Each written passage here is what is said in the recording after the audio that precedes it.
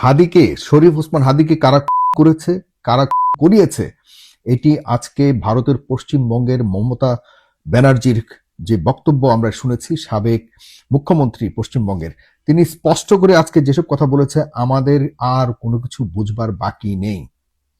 বাংলাদেশ যে কতটা অনিরাপদ, বাংলাদেশের মানে মানুষ যে কতটা অনিরাপদ, এটি আজকে সম্পূর্ণভাবে প্রকাশ পেয়েছে মমতা ব্যানার্জির মুখের কথায়। মমতা ব্যানার্জি কিন্তু তার যে কথার যে থ্রোয়িংটা ছিল, এখানে বিন্দু পরিমাণ আমি অন্য কোনো অভিনয় পাইনি, অথবা কোনো ধরনের পলিটিক্যাল যে রেটোরিক্যাল স্টেটমেন্ট দেয় মাঝে মধ্যে, সেরকম কোনো কিছু ছিল না। তিনি খুব স্পষ্টভাবেই তার দেশের নিরাপত্তা এবং আন্তর্জাতিক সম্পর্ককে মাথায় রেখে তিনি যেভাবে ইঙ্গিতপূর্ণ কথা বলেছেন যে শরীফ ওসমান হাদির যারা খুনি, তারা যখন ভারতে মেঘালয় সীমান্ত দিয়ে পার হয়ে গিয়েছে, আমাদের ইন্টারিম গভর্নমেন্টের আমলে, আসছি আমি, কারা এর জন্য দায়ী, বাংলাদেশের পক্ষে কারা দায়ী সেটা আমি বলছি। তবে যারা দেখছেন বন্ধুরা, আজকে ওসমান হাদির বিচার কেন হচ্ছে না, এটাও এখানে একই সূত্রে গাথা, এবং হবেও না, এটিও আমি আপনাদেরকে বলছি। শেষ পর্যন্ত আমার ভিডিওটি দেখবেন। এটি শুধুমাত্র কথার কথা, আমি জীবনের ঝুঁকি নিয়ে আপনাদের সাথে এই কথাগুলি বলছি। কারণ হলো, আজকে ওসমান হাদির বিচার যদি না হয়, কালকে আপনার ভাইয়ের বিচার হবে না, আমার হত্যার বিচার হবে না, কারো হত্যাকাণ্ডের বিচার হবে না, এটি ইঙ্গিত করছে। এবং যারা হত্যাকাণ্ড ঘটিয়ে গেছে তারা আরো সাহস পাবে এই ওসমান হাদির মতো এমন ভারতের যে শোষণ বিদ্বেষী ছিল, ভারতের শোষণের বিপক্ষে যেভাবে কথা বলেছিল, এবং ভারত যে আমাদের দেশে কতটা নগ্নভাবে বিভিন্ন হস্তক্ষেপ করে শেষ পর্যন্ত মানুষের জীবন নিয়ে খেলা করতে দ্বিধাবোধ করেনি। আমাদের বাংলাদেশে যে বিভিন্ন ধরনের মানুষের এরকম খুন করার প্রবণতাকে পর্যন্ত তারা নিয়ন্ত্রণ করে পরিকল্পনা মাফিক মানুষকে খুন করতে পেরেছে বা করার মতো সেই সক্ষমতা রেখেছে, এটি আমাদের দেশের জন্য ভয়াবহ একটি বিপদজনক ভবিষ্যতের ইঙ্গিত দিচ্ছে।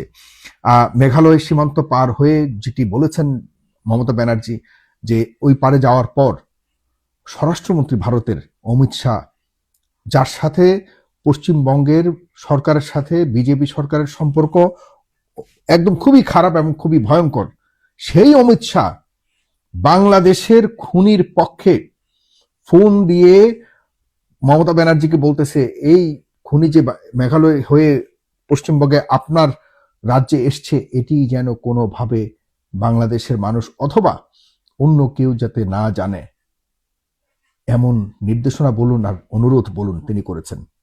স্পষ্ট যে ভারতের সরকার ওসমান হাদিরকে হত্যার পেছনে সবভাবে পরিকল্পনা থেকে শুরু করে সবকিছুর মধ্যে তাদের হস্তক্ষেপ ছিল।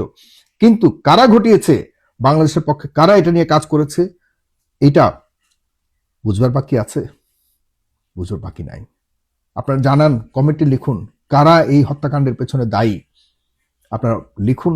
এবং এটা কেন, কারণ হলো সরাসরি যে ভারতের আধিপত্যবাদের বিরুদ্ধে আমাদের ওসমান হাদি যে কতটা সোচ্চার ছিল, এবং তিনি বারবার ওসমান হাদি বলে গেছেন যে এদেরকে যদি আমরা আমাদের দেশ থেকে নিবারণ করতে না পারি, তাহলে আমাদের দেশের সার্বভৌমত্ব এবং গণতন্ত্র যতই 24 ঘটুক, কখনোই তার জায়গায় বেশি দিন থাকবে না। এক হাদি চলে গেছে, লক্ষ হাদি কিন্তু সে তৈরি করে গেছে। হাদি ম্যাটার ছিল না, হাদির মুখ খারাপ ছিল, হাদি খুব খারাপ মানুষ ছিল, হাদি একজন অমানুষ ছিল, সব ঠিক আছে, কিন্তু হাদি ভারত নিয়ে যে কথাগুলি বলে গেছে, সব কি ফেলে দেওয়ার মতো? হাদি কি নিজে কোনো রাজনৈতিক দলের কাছে বিক্রি গেছে? হাদি কি কোনোদিন বাংলাদেশের বিরুদ্ধে অবস্থান করেছে? হাদি কোনোদিন কি কোনো সরকারের কাছে নিজের মাথা বিক্রি করেছে? কোনো দলের কাছে মাথা বিক্রি করে শুধুমাত্র ক্ষমতার রাজনীতি করার কথা বলে গেছে? বলে যায়নি। আজকে যারা হাদির হত্যাকে, আমি গতকালকে অনেকদিন পর আমাকে একজন জিজ্ঞাসা করছে, ভাই হাদি হত্যাকাণ্ডের বিচারের খবর কি?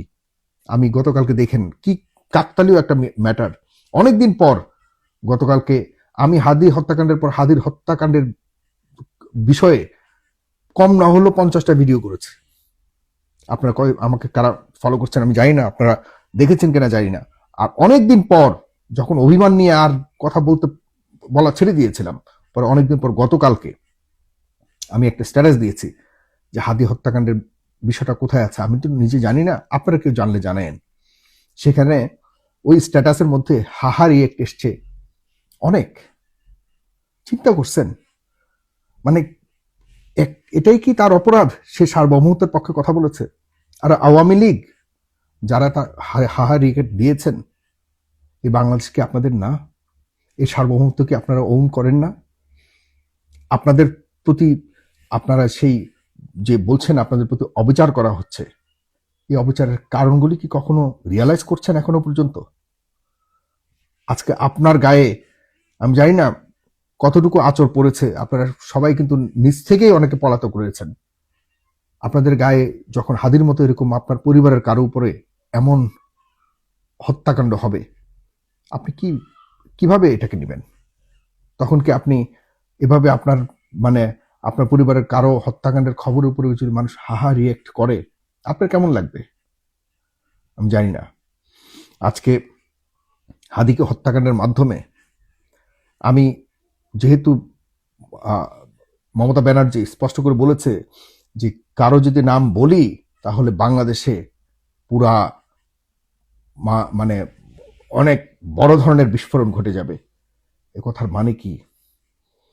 মমতা ব্যানার্জিকে বলতে চাই, মমতা ব্যানার্জি আপনার প্রতি আমাদের বাংলাদেশের মানুষের যথেষ্ট ভালোবাসা রয়েছে, অনেক ভালোবাসা আছে।